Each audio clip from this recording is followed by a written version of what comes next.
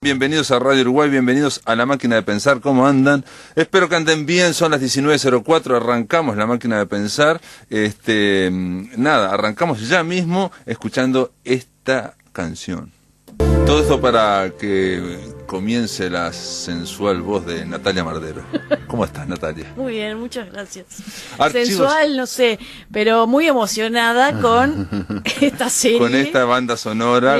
Esta música es lo más evocador y te provoca tantas cosas, ¿no? Estábamos comentando que es una música de Angelo Badalamenti, gran colaborador de otro enorme que es David Lynch, justamente el creador de Twin Peaks, Picos Gemelos, esta serie que cumplió 25 años hace poco y bueno, vuelve. Una serie que en su momento tuvo, no sé, 2 o 3 temporadas, ¿no? Dos temporadas. 2 temporadas y bueno, se terminó, como que fue concluida ahí, fue como una especie de experimentación, un gran realizador como David Lynch, aparte un hombre de vanguardia, experimental, metiéndose en la televisión, hacer televisión en esa época y con 2 temporadas. Eso creo que es lo que hay que destacar cuando hablamos de esta serie, que es una serie ya de culto, que tuvo muchos altibajos, no es una obra que uno pueda decir es perfecta, cierra por todos lados, porque fue complicada la realización. David Lynch tuvo muchos conflictos con la cadena de televisión y los productores que le insistían con un montón de cosas.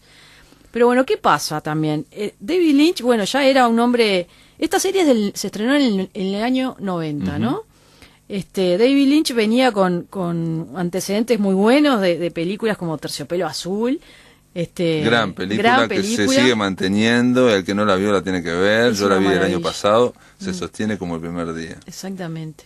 Y bueno, y él estaba teniendo problemas para encontrar fondos para sus nuevos proyectos, entonces se embarca en esta idea de hacer una serie de televisión con Mark Frost, también un gran colaborador de él, que es un hombre que viene más de la televisión justamente.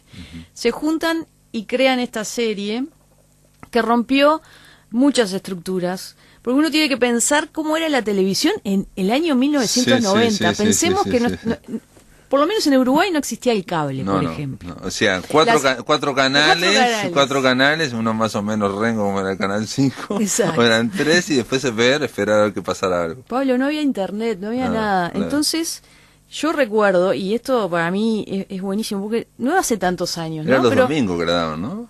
Sí, creo que sí, pero año 1991 fue que la estrenó Canal 4, que creo que fue no sé, estaba distraído el encargado de programación, porque no se puede creer que un canal uruguayo de tele abierta haya permitido que una serie tan extraña como esta se haya estrenado, ¿no? Claro.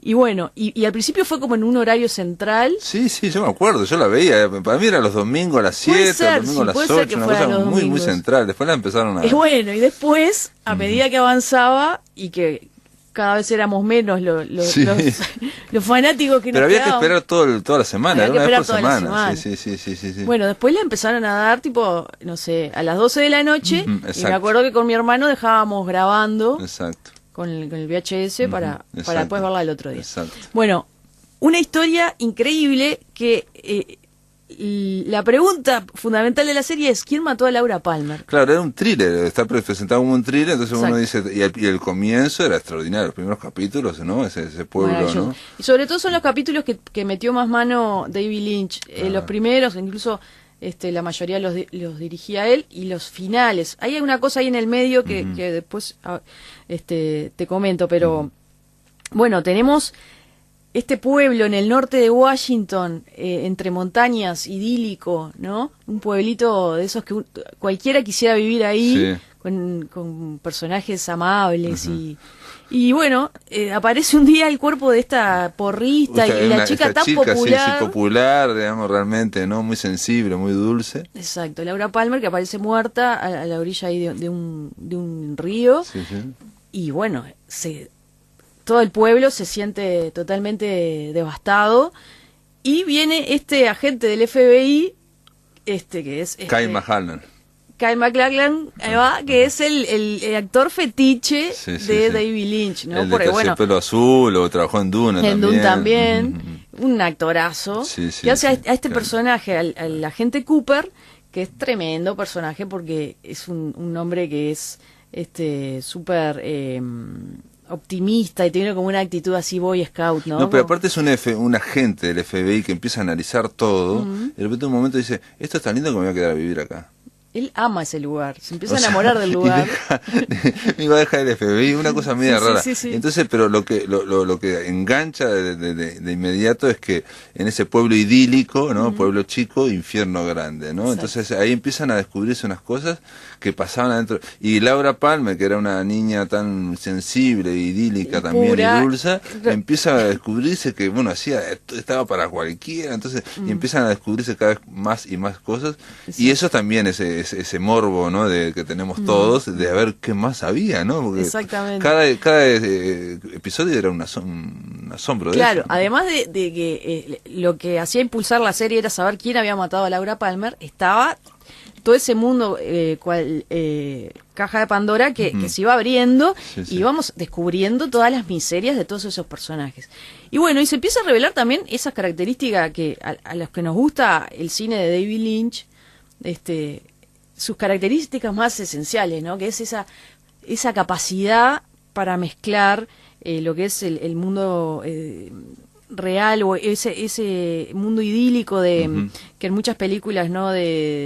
Vemos como de los barrios bien, ¿no? De Estados Unidos, como debajo de la superficie siempre encontramos cosas bastante... Sí. Debajo del American Way of Life hay terrible quincho, terrible... Claro. Pero aparte él tiene esa capacidad de mezclar también como dentro de la realidad, digamos, de una serie, de un thriller, mostrarte cosas como que de repente, yo me acuerdo de, no sé por qué me quedó, ¿no? De que él de repente tropieza y no hay nada, ¿no?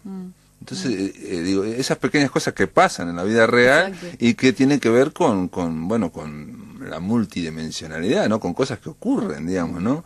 Yo me acuerdo que había leído en la previa, y yo quería verlo porque dice, es un detective que utiliza poderes psíquicos. Y no era así, pero no era exactamente así. No era exactamente así, pero bueno. Él era un tipo que intuía, era digamos, muy como intuitivo, poeta, exacto. Digamos, ¿no? Sí, es muy bueno eso.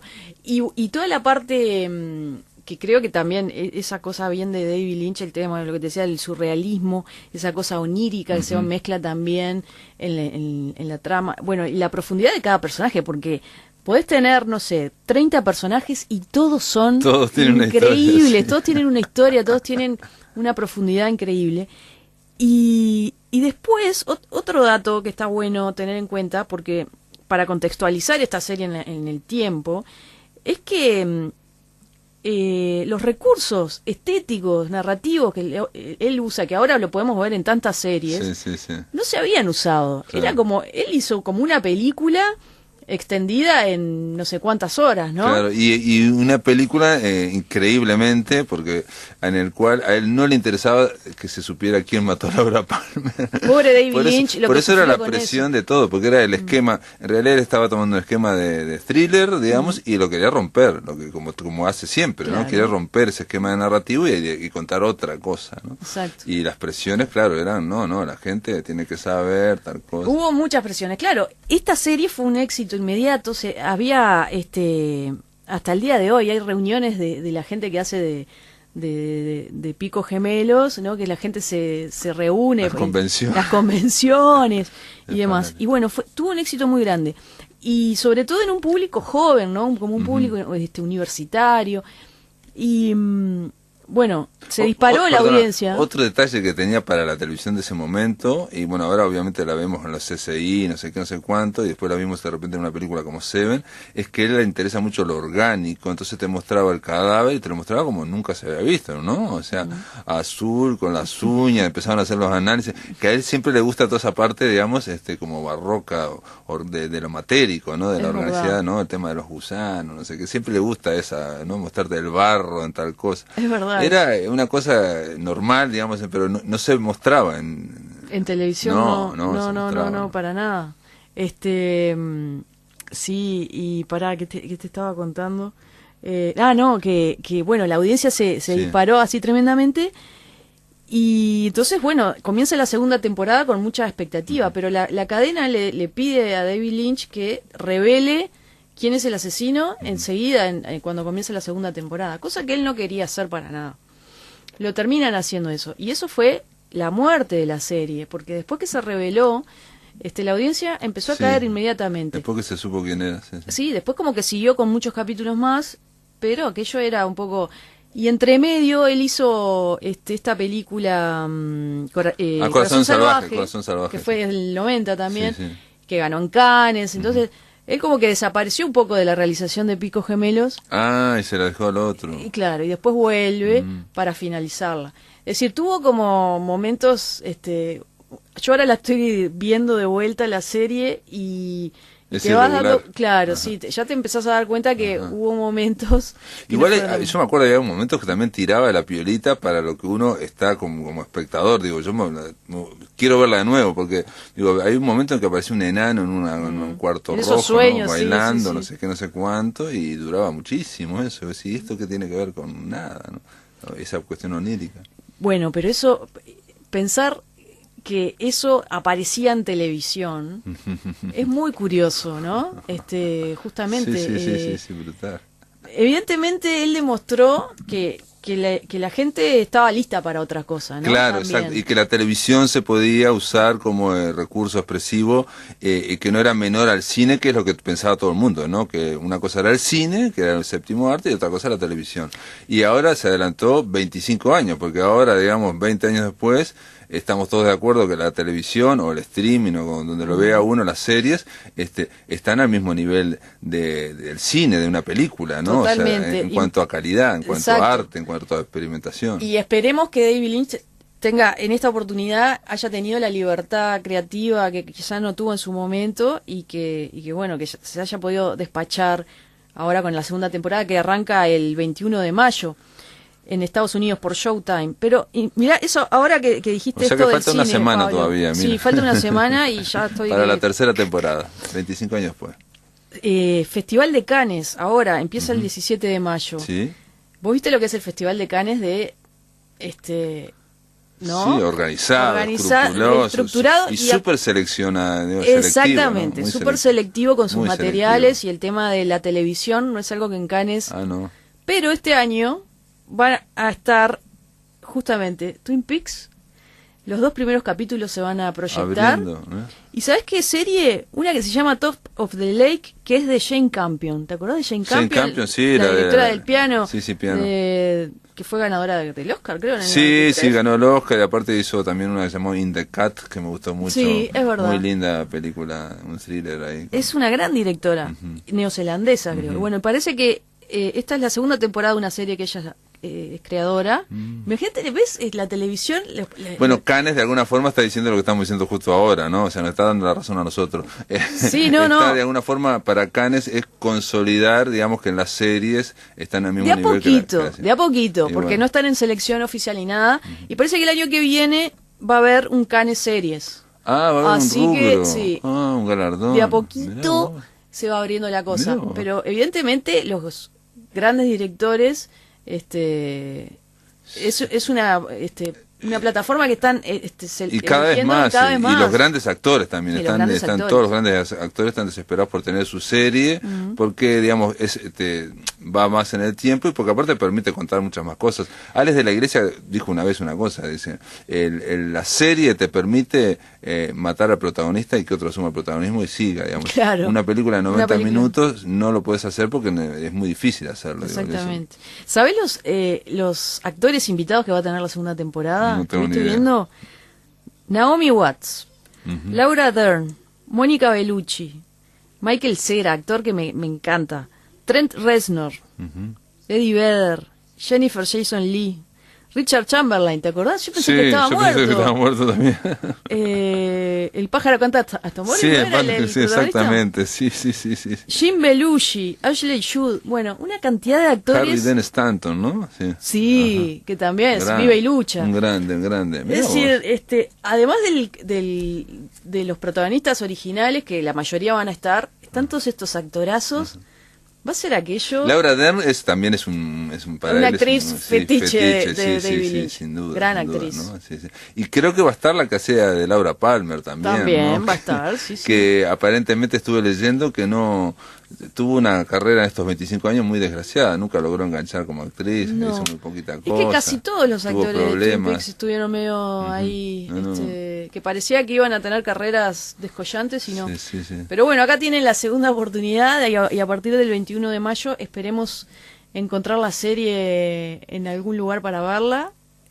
Sí, hay que buscarla, la buscaremos y bueno, volveremos a comentarla aquí, supongo yo, en Archivos M en algún momento. Un detalle que me sorprende también es que, bueno, no me sorprende porque en realidad lo han hecho, es que han sacado libros de Twin Peaks, sobre Twin Peaks, novelas, como que son historias. El diario secreto de Laura Palmer. Y bueno, está la película que es la precuela que la hizo David Lynch y fue un fracaso Camina tremendo. Conmigo, ¿no? El fuego camina conmigo. Que son que no la vi, los 7 días antes de morir Laura Palmer. No la vi. Bueno, voy a ver si la veo. Hay que meterse en Twin Peaks, pero bueno, en breve, supongo en un par de meses, estaremos aquí con Archivos M para ver cómo venía. Bueno, vamos a ver qué nos pareció. Y sobre todo es el regreso de David Lynch, hay que alabado sea el señor que vuelve, porque él estaba como alejado y decía que ya no iba a hacer más película, que iba a vivir solamente en digital. Y bueno, vuelve David Lynch, hay que celebrarlo, ¿no? Totalmente. Gracias, Natalia Mardero, por estar en La Máquina de Pensar. Gracias a vos, nos vemos. En el aire de Radio Uruguay, La Máquina de Pensar.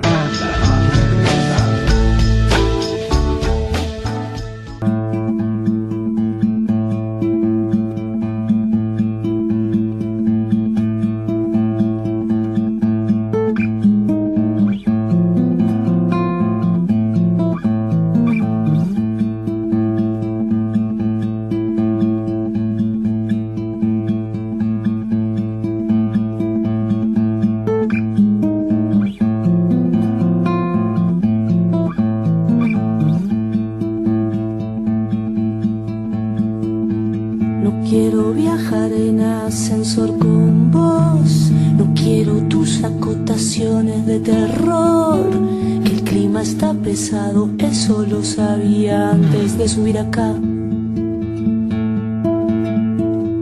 Que llueve mucho no es noticia ni premisa, es verdad. Por eso pido que no insistas en hablar. Somos vecinos, no hermanos en busca de piedad. Ese silencio que a menudo te encargas de destrozar hace más densa la llegada, la hace estirar. El protocolo y el deber de tener que hablar no va conmigo, no lo uses, no jodas. No me interesa tu monólogo letal. Son 8 pisos, por favor, déjame en paz. Cuando alquilé, el propietario no avisó que al tomar el ascensor siempre estarías vos. Yo ya no sé si tu intención es compartir mi habitación. Apenas salgo de mi casa está tu voz de pájaro rabioso, tu tonalidad de grillo cantor. La acentuación a tus palabras es un martillo de trabajador.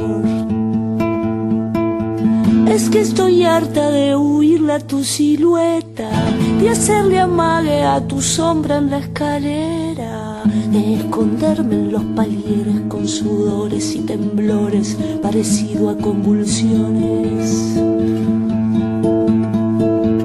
Ojalá pase algo que te borre de pronto, una luz cegadora, un disparo de nieve. Ojalá por lo menos que te ponga los dientes para no ver la encía pulular por mi mente.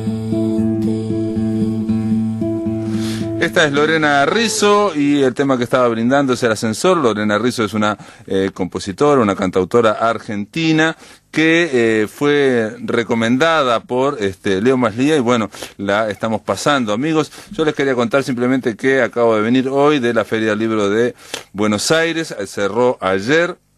Anoche era el último día, pero bueno, el día más importante fue el domingo, sin duda, y bueno, simplemente ver lo que es el mundo del libro y ver lo que, yo le decía ahora a alguien, estábamos conversando fuera de micrófonos, imagínate lo que es la Rural del Prado, el espacio de la Rural del Prado, y multiplicarlo por 2, y ahí te vas a dar cuenta, digamos, el espacio dedicado a la Feria del Libro. Estamos hablando de pabellones, son 4 o 5, son gigantescos, y bueno, fui el domingo, realmente la vi más, no sé si más caótico, yo estaba más, no estaba tan claro, porque realmente la vi con mucho movimiento, mucho ruido, y bueno, sin duda la exposición del libro era superior y muy multitudinaria. Hay que decir algo de Uruguay, y esto es importante, a veces nos quedamos en no informarlo, y creo que es bueno que lo sepan, amigos.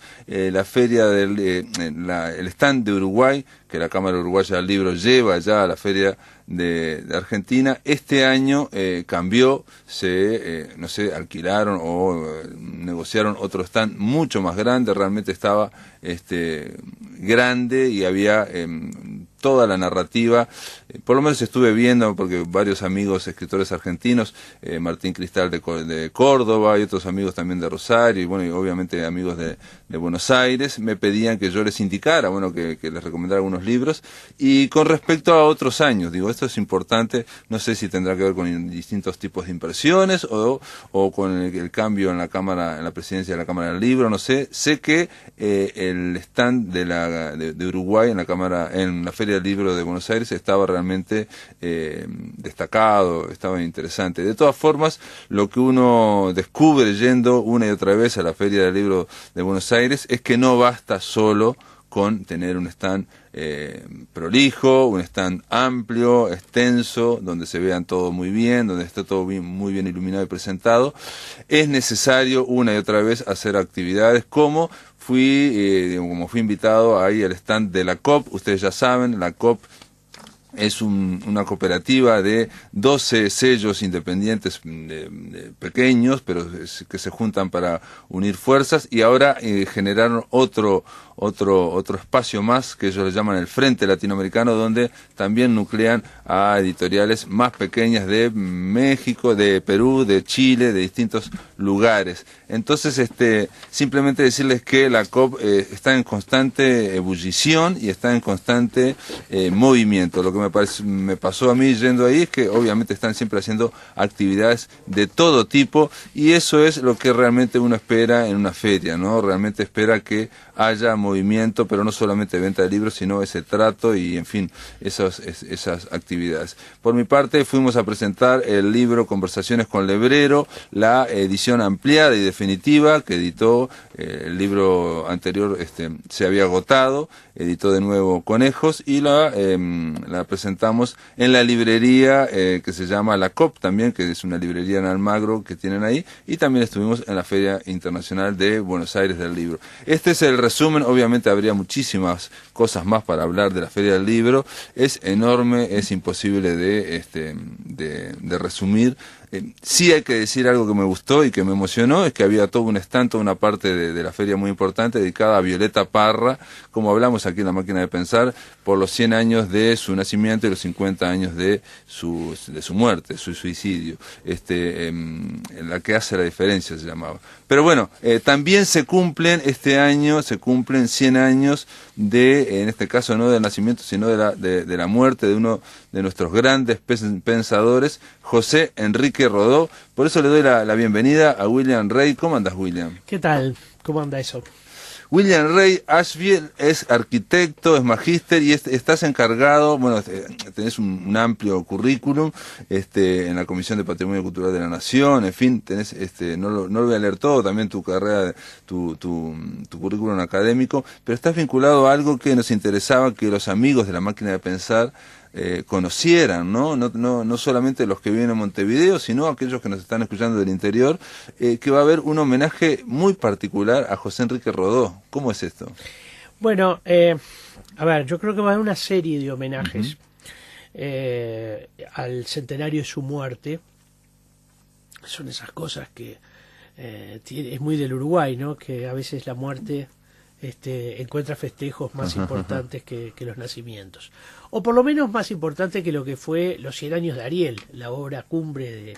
No sé si la obra cumbre, pero por lo menos yo creo que sí, que la obra más referencial de Rodó. Sin duda es la más exitosa de Rodó, Sí. y la más exitosa quizás de ningún libro de un filósofo uruguayo, ¿no? Estamos Sí. de acuerdo, a nivel mundial por lo menos, ¿no? Sí, es un libro que genera un impacto realmente muy grande cuando sale allá en 1900. 1905, ¿no? No, 1900. 1900. Ajá. En ese año, bueno, llega a los principales intelectuales hispanoamericanos y españoles. Tiene realmente un efecto muy grande en el contexto universitario, por sobre todo, e intelectual. Y bueno, hace el Ariel a Rodó como un intelectual excepcional, de particulares características, y yo creo que por eso es que estos 100 años de la muerte también obliga a recordarlo, y creo que hay una cantidad de fenómenos contemporáneos que parecen estar mostrando justamente la pervivencia de su Dándole la razón a algunas de las cosas que decía Rodó con Ariel. Ariel es un libro chico, un libro muy potente, que también quizás por eso generó tantas repercusiones, y uno se asombra a nivel de América, bueno, América y España. Yo siempre cuento que una vez hablando con el agregado cultural de Perú, él, bueno, cuando vino a Uruguay, él pensaba, dice, bueno, aquí deben estar hablando todos de Rodó, ¿no? Por el impacto que tenía ese pensamiento de Rodó en Perú y en otros países, pero él concretamente, alguien de trayectoria universitaria, pensaba, bueno, que aquí estarían todo el mundo hablando de Rodó, y acá era el Parque Rodó. No, cuando nadie hablaba, absolutamente nadie hablaba de Rodó, hubo como una especie de reacción ahí, que si querés podemos hablar. Sin duda está el Ariel, pero también está Motivos de Proteo, que yo creo que es una obra muy importante, muy, muy grande. Son ¿no? obras muy distintas. Sí, muy distintas. Digamos, donde, Ariel es el eje del pensamiento americanista de Rodó, aunque también en muchas partes de los Motivos de Proteo, y sobre todo en algunas parábolas, hay referencias a lo americano, hay referencias más parabólicas, sí, pero no tan directas como en Ariel. Pero efectivamente, lo que tú decías, hay países como Perú, donde hay arielistas y anti-arielistas. Sí, donde se toma partida a favor o en contra. Luis Alberto Sánchez, por ejemplo, el vicepresidente de Alén García, una figura importante en la intelectualidad española, la intelectualidad peruana, era un antiarielista, por ejemplo. Mirá. Después, todavía se mantiene eso, sorprendente, sí. que se mantenga, porque en su momento también no solamente fue un libro de filosofía, sino como que también fue un insumo político para grandes ideas políticas desarrollar, ¿no? Por ejemplo, yo creo que sobre todo Víctor Raúl Haya de la Torre, por ejemplo, fue, y no es casualidad que le pusieron Centro Ariel, donde se reunían ellos, digamos, con Quijano y con otros más. Después, no sé, José Vasconcelos en el caso de México. Bueno, en Ecuador, el peso de Rodó en Ecuador es muy muy fuerte, muy importante, pero también tuvo sus influencias en Inglaterra, también tuvo sus influencias, en España sin duda, o sea, en la Argentina, en Chile, uno solamente con viajar por estos países y encontrarse con los monumentos a Ariel, por ejemplo, ¿no? Se da cuenta del impacto que tuvo. Yo creo que efectivamente Rodó tuvo más impacto en muchos otros países latinoamericanos que en el caso de Uruguay. Es más, en el Uruguay tuvo ciertas reservas por determinados sectores políticos, ¿no? Y sobre todo las mayores reservas se produjeron hacia Rodó dentro del propio partido de Rodó. Porque Partido Colorado. Sí, porque Rodó va a tener enfrentamientos muy fuertes, algunos de los cuales Me recuerda enormemente a lo que discutimos hace pocos días con la cuestión lo de la Virgen, la estatua de la Virgen. La imagen de la Virgen, ¿no? Rodó había escrito allá por 1906 no escribió un opúsculo, en realidad escribió una serie de artículos en polémica con Pedro Díaz, que era un político más oficialista del gobierno vallista, a raíz de un pedido de eliminación de los crucifijos en los hospitales, un pedido que hizo Eugenio Lagarmilla, y que Rodó reacciona frente a eso, escribe un artículo en La Razón y después escribe una serie de artículos. Esos artículos finalmente se terminan unificando en un opúsculo que se llama Liberalismo y Jacobinismo, y que recuerda incluso a lo que fue la polémica reciente, donde por un lado habían argumentos de orden político y por otro habían argumentos de orden doctrinal. Aquella discusión fue muy similar a esta, en muchas cosas. Pero lo que ocurría con aquella discusión, y yo me imagino también, ahí pienso también en Bas Ferreira, digamos la idea que tenía Bas Ferreira, y que lo planteaba una y otra vez pobre, era de que hay que tratar de discutir bien, tratar de buscar la higiene en el debate, y sobre todo una cosa que nos pasa mucho a los uruguayos, y creo que ahora en el mundo de las redes sociales pasa cada vez más, que es no discutir cosas que no son contradictorias. Claro. Porque si estamos hablando en distintos niveles, quiere decir que no son contradictorios. Todo lo que no sea contradictorio puede ser complementario. O sea, entonces ahí se terminarían el 80% de las discusiones que tenemos muchas veces, ¿no? Porque lo que decís vos, si yo estoy discutiendo a nivel político y vos estás discutiendo a nivel doctrinario y otro está discutiendo a nivel administrativo, porque también hay una conciencia, yo veo aquí en Uruguay una conciencia como administrativa que tenemos, que habría que zanjar en algún momento, que es esta, que si se hace una cosa, eso quiere decir que va a sentar precedente y va a ser siempre así. Sí.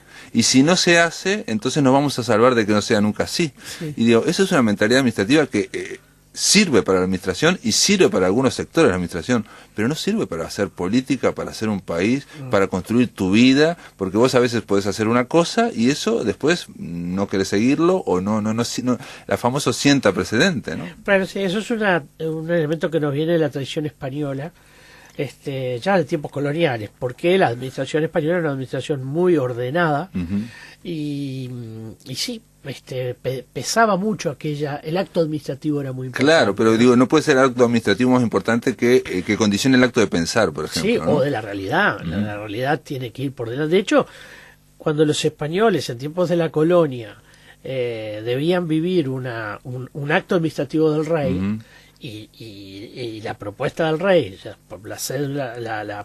la propuesta real no era conveniente, se decía, se acata pero no se cumple. Exacto, ¿no? exacto. Decir, sí, la realidad primaba y la experiencia primaba sobre la aplicación o no. Sí, la propia junta o el propio virrey decía, se acata pero no lo podemos, no se cumple, porque no lo vamos a cumplir. Entonces ahí está el tema. Una de las cosas que hubo en esta discusión era que como había algo de Yemanjá, entonces ergo todo es posible, en fin, todo esa es una mentalidad administrativa que tenemos desgraciadamente. Yo lo he discutido, por ejemplo, a nivel pensando en los entes del Estado, digamos que son empresas. Las empresas tienen que estar haciendo continuamente, ¿no? Sí. O por lo que puede ser un ente, una empresa de medios de comunicación, por ejemplo, digamos, que es una cuestión ágil y donde vas haciendo muchas reflexiones o decisiones. Y si vos te guías por eso de que cada cosa que haces tiene que tener una coherencia, después sienta precedente, te vas como maniatando y vas quedando cada vez más chiquito. Y además yo creo que es importante también, nosotros creo que vivimos, la diferencia con la polémica de Rodó, que Rodó tuvo con Pedro Díaz, es que nosotros hoy hemos incorporado otros valores. Por ejemplo, nosotros creemos que es un valor la diversidad cultural. Entonces, que haya una presencia de imágenes religiosas en el contexto del espacio público, a mí me parece bien, yo no lo veo mal por ningún lado.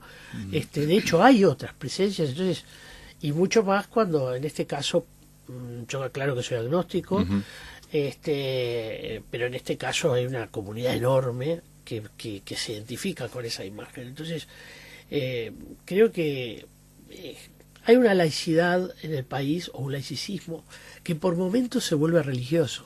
Puede ser, puede ser. Hay Ahora, hay un laicismo tan fuerte. Ahora, una de las cosas que logró Rodó, y por eso tuvo esas repercusiones, precisamente, por ejemplo, en esto que acabas de decir, esa idea, esa ideología de la diversidad que nos va y va avanzando, obviamente eso no viene de Uruguay, viene de otras usinas, ¿no? Sí. Que está bien, es parte del desarrollo civilizatorio, ¿no? Lo que hizo Rodó en ese momento fue levantarse frente a esas usinas, ¿no? Que era el utilitarismo, y decir, no, también se puede pensar de otra forma, y lo planteó. Si te parece, vamos a hacer una pausa, amigos. Estamos conversando con el arquitecto William Rey sobre el homenaje a José Enrique Rodó, que se llama Entre Rostros y Objetos. En el aire de Radio Uruguay, La Máquina de Pensar.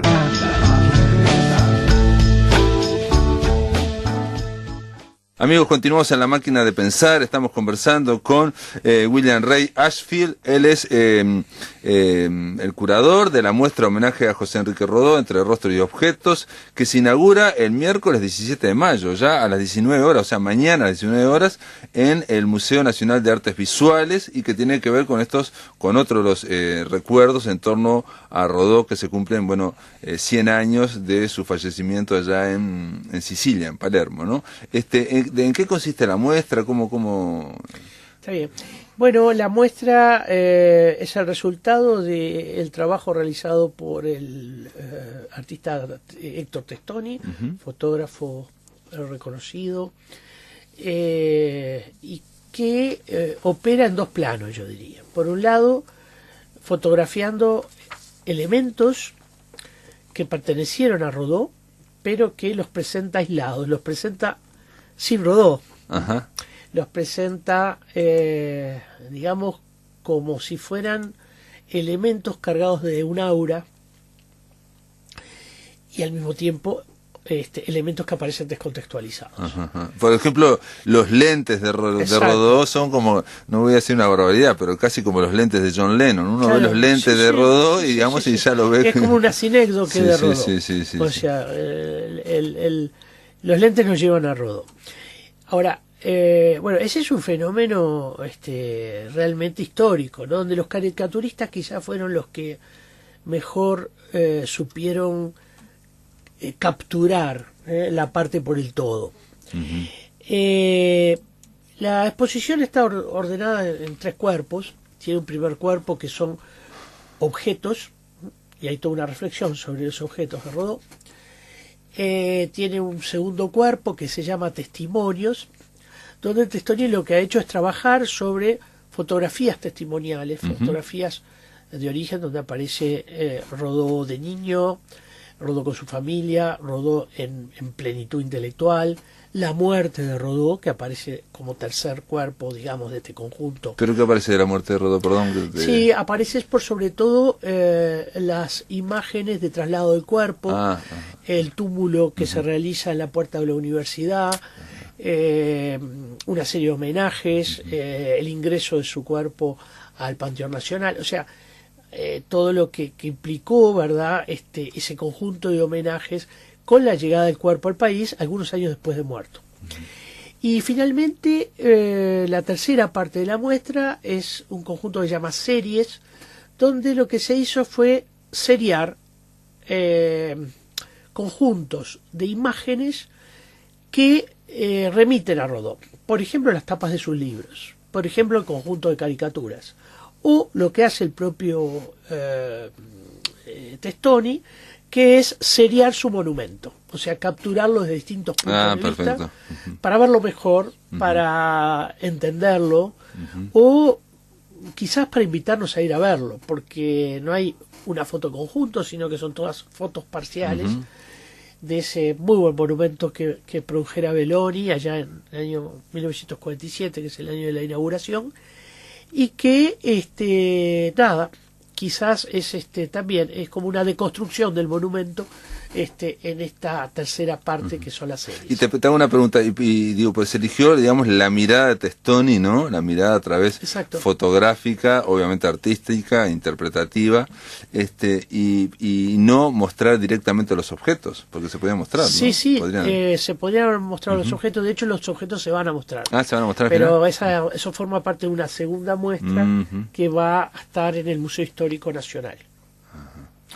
Va a haber en junio un congreso sobre Rodó, y la idea es que los congresistas que lleguen a ese encuentro puedan conocer la exposición que está actualmente montada y que va a estar abierta al público mañana, y también la que se va a montar en el Museo Histórico Nacional con, ahí sí, los objetos propiamente de Rodó. pertenecientes a Rodó. Yo oí una vez que el escritorio de él está en el Ateneo, incluso, ¿no? Sí, hay más de un escritorio de Rodó. Uno precisamente está en el Ateneo, otro está en el Museo Histórico. Y bueno, son muchos los elementos que nos hacen un poco pensar sobre Rodó, ¿no? Es decir, yo creo que durante mucho tiempo el bronce de la gloria, que muchas veces se esconde a la figura, y en este caso creo que sucedió así, el nombre Rodó, el monumento, muchas veces se esconde no solo a la figura humana, sino también al propio pensamiento. Sí, bueno, lo que pasa es que con Rodó, me parece a mí, lo que hay es, hay una prosa de él que era un gran estilista, ¿no? Digamos, pero eso que puede sonar a veces un poco marmoria, un poco demasiado decantada y demasiado como con un aire que puede parecer no actual. A diferencia, por ejemplo, no es actual. A diferencia de la prosa que es increíblemente actual de Baferreira, que parece estar escrito hace dos minutos, porque él escribía conferencias. Baferreira, sí, y más bien notas, anotaciones, conferencias. Es que Baferreira no escribía, en realidad hablaba. Claro. Entonces tiene otra... Y Rodó, en cambio, era como una construcción que digamos que es muy decimonónica. Entonces, por un lado, yo igual creo que es bella, ¿no? Hay una belleza, ¿no? Digamos, sin duda. Yo creo que lo que hay que hacer es aprender a verla, esa belleza, porque empezamos mal cuando Rodó ya no lo vemos en los liceos como lo veíamos en nuestra generación. Rodó no se trata ya más en el liceo, son pocos los ejemplos que yo conozco donde algún profesor da algún tema de Rodó. Entonces, claro, entre que no lo enseñamos, entre que por lo tanto nos puede costar por la distancia temporal, formal y estilística, esto exige, digamos, una tarea. Bueno, la tarea que creo que una exposición como esta se propone es motivar a una nueva lectura de Rodó, a través de ver los objetos, a través de un aura que está allí y que nos obliga a hacer el esfuerzo de llegar hasta él, leerlo, y sobre todo poder leerlo en dos claves: en la clave contemporánea de Rodó y en la clave contemporánea nuestra, porque yo insisto, muchísimos de los planteos de Rodó tienen una vigencia enorme. Sí, bueno, la idea de él de ir contra el utilitarismo, de que todo tiene que tener una utilidad y no todo tiene que ser en base al materialismo para ganar más dinero, digamos, que es una y otra vez, y la otra idea de él, de que hay que tratar de, por un lado, de desarrollar una aristocracia del espíritu, o sea, hay que tratar de cultivarse, del conocimiento, pero a la vez hay que tratar de profundizar la democracia. Esas dos ideas, digamos, que incluso parecen como que en tensión. Que muchas veces se les ha visto o se la ha malinterpretado. Todavía hay quien dice, críticos contemporáneos, que hablan de la aristocracia Rodó, nada más lejos de él planteaba la tradicional de la aristocracia. Profundizar la democracia y que la democracia se profundizaba no solamente en actos democráticos, sino en la cultura. Exactamente, o sea, en la calificación de la cultura, en la medida que un pueblo crece en su dimensión cultural, crece en el sentido democrático. Pero, por ejemplo, para él crecer en el sentido cultural, por ejemplo, era leer poesía. Por ejemplo, reivindicar la poesía, leer historia, que la poesía te abría formas de pensar para el pueblo, digamos. Sí, en eso hay una frase que está en Ariel que puede ser que no la diga exactamente tal cual es, pero dice algo así, ¿no? El que ha aprendido a distinguir lo feo de lo hermoso, ha dado un gran paso para distinguir lo malo de lo bueno. Es decir, la dimensión estética es un camino para la comprensión ética, ¿no? Y para el crecimiento ético, ¿no? Entonces, por eso, para Rodó, el arte, el dominio del arte, era un camino muy importante en la formación de la persona humana, del ciudadano. Él también, por ejemplo, bueno, hace muy poquito estuvimos acá en La Máquina de Pensar por una casualidad hablando de Rodó, porque un trabajo que está muy interesante de Pablo Drius sobre Nietzsche en el Uruguay. Entonces Nietzsche según Rodó y Nietzsche según Eva Ferreira. Y yo le comentaba, digo, él, bueno, no se acordaba, digamos, de que hay un texto de Motivos de Proteo donde Rodó hace una especie de elogio a la traición, elogio a la apostasía. ¿Qué quiere decir esto? Él decía que en el fondo de cualquier gran idea, si uno va al fondo de cualquier gran idea, como si uno va al fondo de cualquier gran fortuna o si va al fondo de cualquier gran noble, no, siempre hay alguien en el principio, alguien que pensó distinto, alguien que se apartó del grupo, que hizo una apostasía, que hizo una herejía y dijo esto no va más, y fue tratado como traidor, digamos, ¿no? Entonces él decía que y que de esa idea después sigue resonando a lo largo de generaciones. Sí, y ahí hay obviamente una vertiente nietzscheana en eso que tú planteas, ¿no? Claro, pero también está el tema de atreverse a pensar distinto y a separarse del rebaño. Incluso menciona en un momento a los grandes profetas y menciona, no sé si ahora no me acuerdo, pero a Jesús y no sé qué, en cuanto a que hay que separarse, hacer una secta, digamos, ahí fue una secta del judaísmo, ¿no? O sea, se separa del judaísmo y genera otra cosa. Pero así con cualquier otra idea, ¿no? O sea, las grandes sobre ideas. todo las grandes ideas y las ideas originales, ¿no? Exactamente, las que son originales, las que rompen con el rebaño o con lo políticamente establecido o con lo que se viene manejando. Por eso pudo pensar también con cabeza propia y decirle no, digamos, a lo que venía de las usinas, digamos, del norte, ¿no? Que era el materialismo, el positivismo, el cientificismo. Yo creo que hoy Rodó volvería a plantear temas de distancia con el mundo nórdico, ¿no? Quizás la palabra utilitarismo la transformara en consumismo, ¿no? Por ejemplo, que es un fenómeno más particular, mucho más marcado en nuestro tiempo, y también un fenómeno que tiene sus principales raíces en el mundo nórdico, ¿no? Bueno, muy bien, William Ray Ashfield, gracias por estar acá en La Máquina de Pensar. Queda presentado mañana, miércoles 17 de mayo a las 19 horas en el Museo Nacional de Artes Visuales. Se va a inaugurar esta exposición homenaje a José Enrique Rodó, Entre Rostros y Objetos, bueno, para ver la mirada que tuvo Héctor Testoni sobre estos objetos. Y nosotros, se termina La Máquina de Pensar, mañana decirle simplemente que vamos a llamar a Dolores para conversar con el poeta Juan Pablo Moresco, y vamos a recibir acá en La Máquina de Pensar a Mercedes Rosende para una nueva columna de Simplemente Sangre. Esto es todo, amigos, que lo pasen muy bien.